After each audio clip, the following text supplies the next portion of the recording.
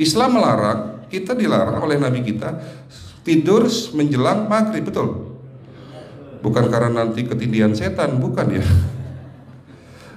Secara medis diketahui bahwa orang yang kebiasaan tidur antara asar sampai maghrib itu akan menurunnya daya tahan tubuh. Jadi gampang sakit infeksi Pak kalau Bapak tidur menjelang maghrib.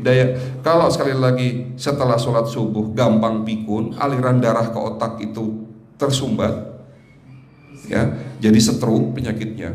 Tapi kalau tidur setelah asar sebelum maghrib, itu daya tahan tubuh kita akan menurun. Materi terakhir ini 6 langkah praktis, ya, Bapak bisa lakukan di rumah mulai hari ini. Langkah pertama, mulai hari ini jangan makan malam Pak.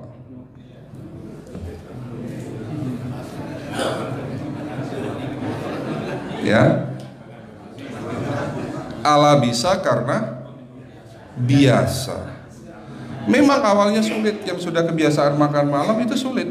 Alasannya nanti nggak bisa tidur dok, betul ya? Nanti perutnya kembung, mual dan sebagainya. Itu karena kebiasaan. Dulu pun saya begitu. Tapi kalau sekali-sekali boleh Pak. Misalnya diundang hajatan gitu, tetangga ada yang kawinan hajatan, ya udah apa-apa, menghargai itu makan malam. Tapi sekali-sekali itu. Tapi kalau tiap hari ini yang nggak boleh, betul ya Pak? Jangan makan berlebihan dan jangan makan malam. Makan sate boleh nggak Pak? Boleh, siapa bilang nggak boleh? Sate itu, Bapak tahu daging kambing. Daging kambing, daging domba adalah makanan sehat, tidak berkolesterol. Yang kolesterol itu lemaknya Pak. Tapi kalau Bapak makan daging murni, dagingnya tok, ya sehat Pak. Yang nggak boleh itu santannya. Jadi makan gulai itu jangan, kalau gulai sate aja udah, ya, ataupun dibuat apalah, dibuat empal, ya. Oke, itu yang pertama. Yang kedua, tolong catat, jangan tidur larut malam Pak.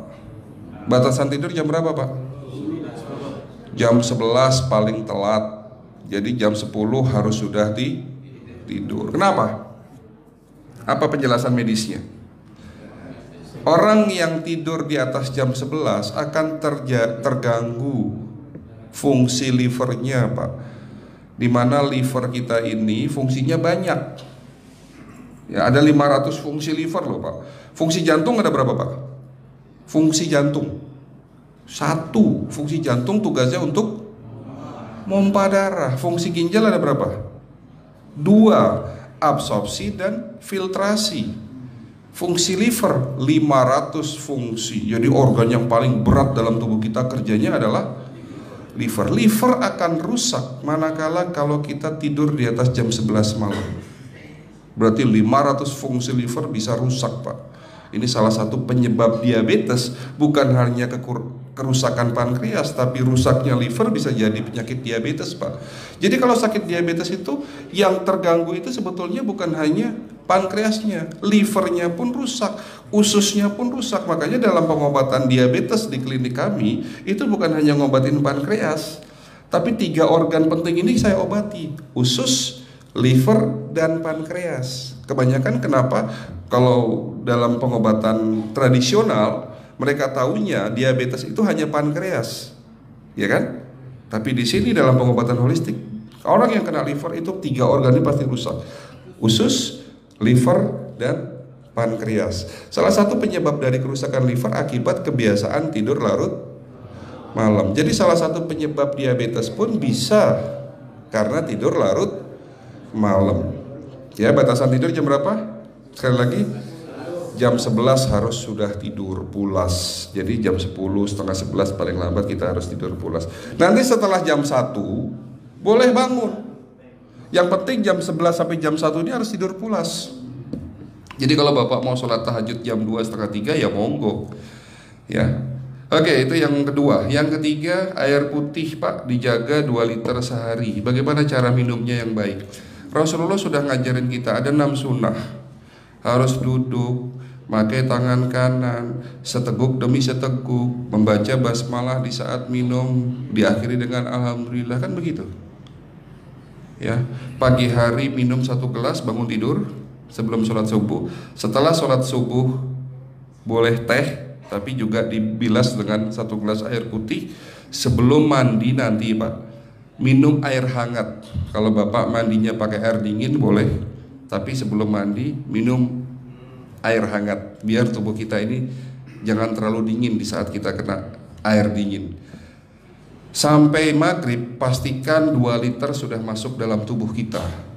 Malam mau tidur, tolong perhatikan Ibu ya, malam mau tidur jangan banyak-banyak minum. Nggak boleh minum malam itu segelas sampai 2 gelas mau tidur, cukup seteguk 2 teguk saja. Karena kalau sampai kita minum mau tidur 1 gelas besar, ginjalnya malah rusak Pak. Ya. Oke, itu yang ketiga. Yang keempat, puasa. Lakukan puasa secara rutin, insya Allah kita sehat. Nah, untuk penjelasan atau materi puasa nanti bisa hubungin staf saya. Nanti di bulan Ramadan tahun ini, kalau memang masih ada slot 1 sampai hari ke-20, saya bisa mengisi manasik kesehatan yang berkaitan dengan manfaat puasa untuk kesehatan. Insya Allah kalau memang masih ada slot waktunya, karena kita di bulan Ramadan hanya 20 hari kita ngisi manasik. Ya, oke, itu yang keempat. Langkah keempat, langkah 1, 2, 3, 4. Langkah kelima. Nah, sebelum saya menjawab yang kelima, saya ingin membacakan sebuah sabda Rasulullah. Rasulullah bersabda, di dalam tubuhmu ada segumpal daging. Jika segumpal daging itu sakit, akan sakitlah seluruh tubuhmu. Dan jika segumpal daging itu rusak, akan rusaklah seluruh tubuhmu. Apa itu segumpal daging? Segumpal daging itu adalah hati. Tapi ternyata yang dimaksud Rasulullah itu bukan liver Pak. Yang dimaksud Rasulullah adalah hati kita, roh kita, jiwa kita, perasaan kita. Kalau hati kita rusak, kita banyak penyakit hati, iri, dengki, sombong, takabur dan sebagainya. Penyakit fisik akan muncul dalam tubuh kita. Ya, tidak ada orang stres itu sehat, betul enggak Pak? Tidak ada orang yang suka marah-marah itu sehat, betul enggak? Bahkan Rasulullah menganjur senyum adalah ibadah. Senangkan orang lain, permudah urusan orang lain, insya Allah kita sehat. Ya, jadi itu langkah ke-5. Langkah 1 sampai langkah ke-5 sifatnya individual. Bapak bisa lakukan sendiri di rumah. Tapi langkah ke-6 ini butuh bantuan pihak dokter atau rumah sakit. Kira-kira langkah ke-6 apa Pak? Lakukan pemeriksaan sebelum sakit. Jadi periksa itu jangan nunggu sakit baru periksa. Jangan seperti kayak Bu Ustazah tadi, diajak periksa, jawabannya takut ketahuan penyakitnya. Setelah stroke baru datang ke klinik untuk minta diperiksa. Kalau sudah stroke susah nggak nyembuhinnya Pak? Kata kayak beliau nih, sudah 2 tahun tidak sembuh-sembuh karena sudah terlanjur stroke. Tapi kalau beliau melakukan general check up, mohon maaf ya Pak, kalau beliau melakukan general check up rutin, insya Allah tidak akan kena stroke, karena sebelum stroke sudah diobati dulu. Karena stroke ini bisa kita lihat dalam scanning dengan alat yang saya punya, insya Allah kelihatan ini. Oh ini sudah mulai ada tanda-tanda mau penyumbatan, buru-buru diobati. Memang takut Pak, tapi pesan saya jangan takut. Ya, lakukan pemeriksaan supaya kita tahu, supaya kita kenal. Gitu ya Pak. Jadi kira-kira di jemaah ini ada enggak yang mau saya ajak periksa kita semua? Pesan terakhir dari saya, lakukan pemeriksaan sebelum terlambat. Ini pesan saya dan pesan seluruh dokter di dunia sebetulnya. Lakukan pemeriksaan sebelum terlambat.